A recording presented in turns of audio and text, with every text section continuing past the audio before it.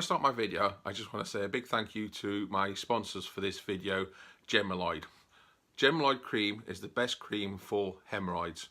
Triple action, it soothes, shrinks and removes any form of itching of hemorrhoids. Gemaloid. Now to the video. Hi YouTubers. So welcome, and today I'm going to answer the question of what's the bare minimum do you need to go wild camping? Question that gets asked on all the forums.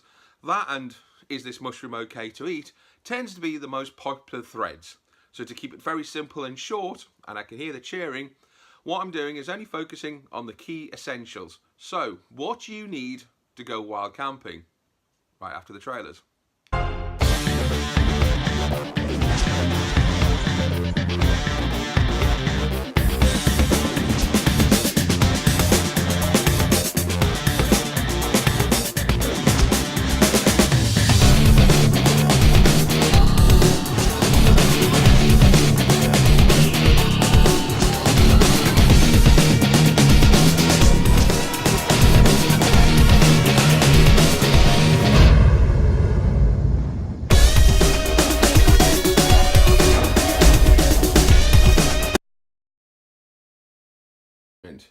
Now the size of the rucksack depends on how much equipment you want to take. On the right hand side is the Berghaus 30 litre, on the left hand side the Vango 80 litre.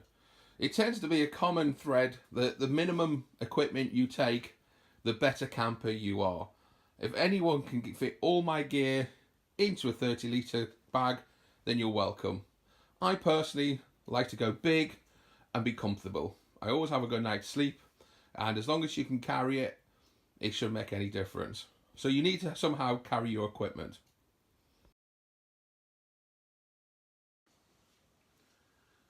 So the next question, and tends to be again another heated topic, is tent or hammock. So as you can see, size wise they're all pretty much the same, and certainly about weight wise. So this is my tent. It's a 2-person's tent, probably the minimum I'd recommend to be comfortably camping. I also have the Rabridge Ranger, which is a hooped bivvy, and you can compare this the size and the weight, and these are kind of self-contained. However, if I'm doing the bivvy and it's raining, getting in and out of a bivvy bag in the rain can be exhausting, and to be honest, it's no fun. So I always take the top with me. So the tent, self-contained, I can take it, don't need to take anything else, pack it to the bag. Unless it's summer camping, and I probably would take the bivvy bag summer camping without the top. Again, very simple, very light, hasn't got a lot of room inside of it for any of my personal equipment, so it purely just fits me in a sleeping bag in there. But you know, you can look by the size, I'm not actually adding a lot more size and weight, but I'm giving myself a bit more space within my shelter. So again, the tent kind of, for me, if cold weather camping, overwins the bivvy bag. My top, this is a 3x3 top. I could probably compress it more, but I don't want to damage it, and I kind of like the space, and that normally goes on the outside of my pack anyway. And that's my hammock and my tree straps. So they're all the same, you know. I prefer all three of them. I don't prefer one over the other. For me, it depends on how far I'm hiking, what I'm actually doing, what the weather's like, where I'm camping, and each of these items will fit in. And there's another video altogether to talk about shelter and the pros and cons of each of these. However, I'm just covering very briefly the key points to wild camping. So the next subject that probably equally causes the same amount of discussion on the forums is stoves. Again, I use all of these different types. You've got the grill for your fire, so if you're going to build a fire, why carry another stove? And in there, that's just a standard Coleman's grill that you put on top of the fire. That's all you kind of need. If you are going to build a fire, then you also need an axe or saw or something to process the wood. But again, very simple, lightweight. If I'm doing any kind of bushcrafting where I'm going to be building a fire, I'm not really hiking a long distance, I'm going to be there for a long period of time, so I'm going to be there to have the time to build a fire, then I'll probably take that. And it's just it's actually in my Planet Net tarp bag. Very useful. If I'm going to do maybe a day hike or something like that, then I'm probably more than likely going to take the Jetboil. In fact, the Jetboil is probably going to be the one that I take the most often. It's fully contained. The gas stove's in there, the grill's in there, the cup, the pot, everything. It's all in there, fits into my bag. It boils water a lot quicker, so I'm doing a day hike and I just want a quick brew. I can't be bothered to carry a flask because I'm taking some water with me, then I take that. You've got methylated stove, so that's the Trangia stove. Again, it comes with a simple blade, a simple stand that goes over it, so that keeps the weight down. Of course, light as anything. However, the amount of fuel that I've got in there is probably enough to last me maybe one meal. So if I'm going out for just one night, I'd have to fill this bottle up. But it's still quite light, but on top of that, you need some sort of pot or something to cook on. And of course, the old favourite is the BCP, the Dragon stove. It's lightweight, it's self-contained, there's your stove, your fuel, all in there. Again, all you need to do is put a pot on there and job done. Got your tent or your hammock or your bivvy bag set up. Obviously, you want to keep warm, you want to sleep in something. So anything from a wool blanket to the bushcrafters use, or you can go the sleeping bag route. There you go. That's down to -degrees. That's a synthetic bag, but it's also a military style thermal. Wouldn't necessarily be comfortable in that in 0. I would say that's more probably a 2-season bag. This is another 2-season bag, and my 3-season bags already packed, ready to go wild camping this evening. So sleeping bags again can vary in price. My personal preference is synthetic. They tend to be slightly bigger and more bulkier and heavier, but they're cheaper and they tend to dry out quicker. Your downs are very lightweight, they're very warm, they're useless when wet, and they're also very, very expensive. So I don't necessarily need to spend a fortune on your sleeping bag depending on when you're going camping. I personally, if you were going to just buy one sleeping bag, I would focus on maybe a 2-season or 3-season. 4 seasons for the summer tend to be too thick, and they're also very expensive. And most beginning campers probably aren't going to go out in the snow, so you don't really need an Arctic sleeping bag or winter sleeping bag. So maybe a season 3, or you can get sleeping bags that say 2/3. They're reasonably priced. And also, if you're cold in your sleeping bag, you can put more clothes on and maybe put a sleeping bag liner in there as well that kind of increases the warmth. If your sleeping bag's too warm in the summer, you're just going to sweat and it's not going to be comfortable. So that's my preference anyway. If you're going to buy only one sleeping bag, then I'd probably go for a 2 to 3 season sleeping bag. You've also got your sleeping bag, you need a roll mat. Sleeping directly on the floor, even with a tent or even in a hammock, you do need some sort of installation. Now, roll mats come in all different forms. These are the self-inflating ones. These are not too bad. They've got a bit of cushion in them as well. The self-inflating slightly lie. They don't self-inflate. You've got to give a couple of puffs in. I mean, that started re-inflating itself. I really like these, but they're quite bulky. However, between this and my K-More blowy up roll mat that I've got, that's already packed. Depending on pricing, you can go to Decathlon and they have the sponge ones for something like, I think it's £4, £4 or £5. And it depends on how you want to sleep and really how heavy you are. I like to be comfortable, so I'll actually take a sponge mat as well as an inflatable mat on top of it. The sponge mat protects the inflatable mat from being punctured, and it adds an extra level of installation if you're going camping in the cold weathers. But the bare minimum would be some sort of sponge mat at about £4 to £5 from Decathlon. So you need some way of carrying water and obviously drinking from. Here's just a selection of some of the items that I use. There's an argument between plastic and steel. Again, there's a review of this on my channel. I prefer the metal one because I know it's not going to break. I can also use it to boil water, and on a really cold night I can put hot water in there, put a sock on it and put it into my sleeping bag, use it as a hot water bottle. It's just more versatile. However, when I normally go wild camping, I'll take both. This one's normally packed And this is on the outside of my pack, hanging off a carabiner, and this is for drinking, and that's for cooking. Again, the question is, how much water do you need? I normally take about 2 litres in if I'm going wild camping. If I'm going hiking, then I may use a water bladder, and this just fits on top of my water bag on my rucksack. And again, I think this is 2 litres. Very cheap off eBay, these are Army issued bladders.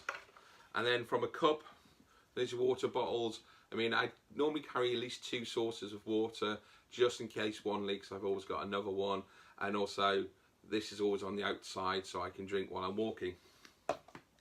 Cups, you know, everyone knows about the wooden one. I do quite like this one. There's something about drinking coffee out of a wooden cup, just seems to taste better to me.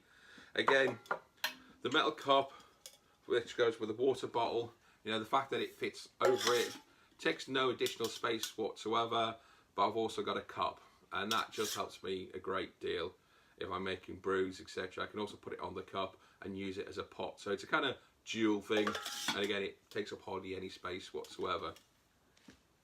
But again, you know, you can just get these cheap plastic cups from any of the camping stores. Again, maybe a couple of pounds. You don't need to spend a fortune. Even then, the wooden cups are not that expensive. But, you know, you need a cup and some sort of form of carrying water. And of course, you need a torch or some form of light in your way. Now, I prefer to take both. I have a head torch, and normally sometimes I'll even take 2 head torches because I've had one break on me and it is quite miserable, and you actually become quite handicapped. Having a head torch, you put it on your head, leaves your hands free, and then job done. And then a hand torch just to find things at the bottom of the bag, etc. if you're going for a walk. Now, there's a lot of talk about how powerful does the torch need to be. Now, I personally, I'm not lighting up the whole wood. I don't need to light up the aeroplanes flying past me. I just need cheap, cheerful. These are battery operated. The other top tip is all my electrical equipment takes exactly the same type battery. So these are all AAAs. My head torches always take AAAs. So anything I buy that's electrical that requires batteries, I make sure they're AAA. So I only am taking spare AAA batteries. It covers all my electrics. So there's another DK top tip. But I prefer taking torches. They're not powerful. They're LED. They use very little power. I mean, batteries in here tend to last ages. And with my spare batteries, always have a head torch. Bare minimum is the head torch. But again, you don't need to spend a fortune on spending these big, huge, expensive. You can see head torches out there for nearly £100. I mean, I think that was £3. You know, it lights up. It does everything I need it to do. You know, and it's got like a powerful one. It's got a slightly lighter one, and then it's got a flashy one in case I want to do a rave or something. But again, some sort of a way of illuminating. You can also get lanterns, etc. Your candle lanterns. Again, I just think that's extra kit to carry. But you can also make a beer lantern out of a beer can and a tea light. That's covered in one of my videos. But again, bare minimum kit we're talking about here. The essentials, some sort of way of lighting your way. And I really recommend a head torch. And of course, you're going to need to take some food. Even if you're only going out for one night, you're going to get hungry. And again, you don't need to spend a fortune. I mean, tin foods is okay, but it's heavy. If you're going to walk a long distance, then maybe you want to think about your pack weight. So you've got your rehydrated foods. I mean, these weigh next to nothing. They're very low in calories though, so if you are going long distance, probably not the best to pack. But again, very lightweight, add water, no washing up, easy peasy. You know, if you're looking for long distance, high calorific food, so if you're going to be doing maybe a trial and you're doing multiple kind of camps and long distance walking, then you want to look at calories compared to pack weight. So mashed potato, very high in calories. I think this is what, 200 and... For half a pack, it's 215. So that's 430 calories just in something as small as that. You know, add hot water, boom, 415 calories in one go. Also, you're going to need a spoon. I prefer a spoon over a fork. You can take a spork, I guess, you know. But, you know, my wooden spoon, you can stir, you can cook with it, you can leave it in the pan. It's not going to get hot. That's, you know, there's nothing worse than burning your hand on a bloody metal spoon. So my wooden spoon that I made myself while camping the other day, if you've seen the video, or you can get this pack small. These are slightly more expensive, but it's slightly longer, gets in the bottom of your boil in the bag, so you don't leave any of your bits in here. Again, it's light, and it takes up hardly any room, and it folds up and fits into the jet bowl.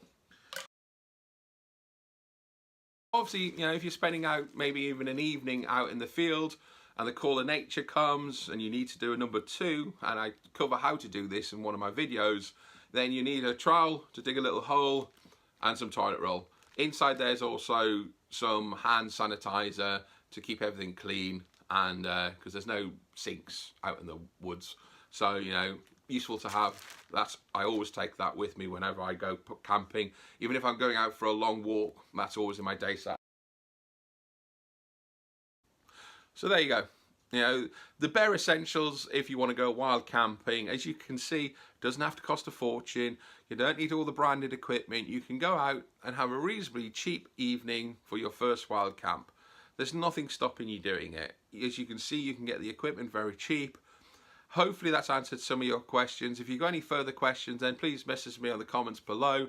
You know, if you like what I'm doing, subscribe, bell, whatever it is, and or you know, if you think that I've missed something that is essential, you know, not necessarily what you take out camping with you, but maybe add it if you're interested in it. Let me know what you take while camping. But the main post of this video is about the essentials, and it's a question I see a lot on a lot of the forums. What do I need to take? Hopefully I've answered your question. If I haven't, then comment, let me know.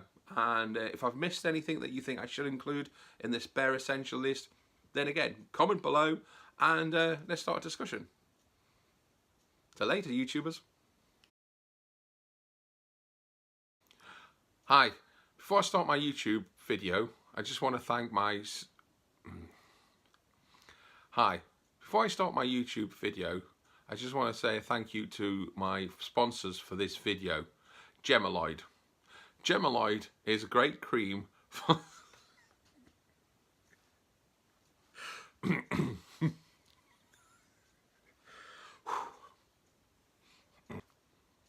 Hi, before I start my video, I just want to thank my sponsors for this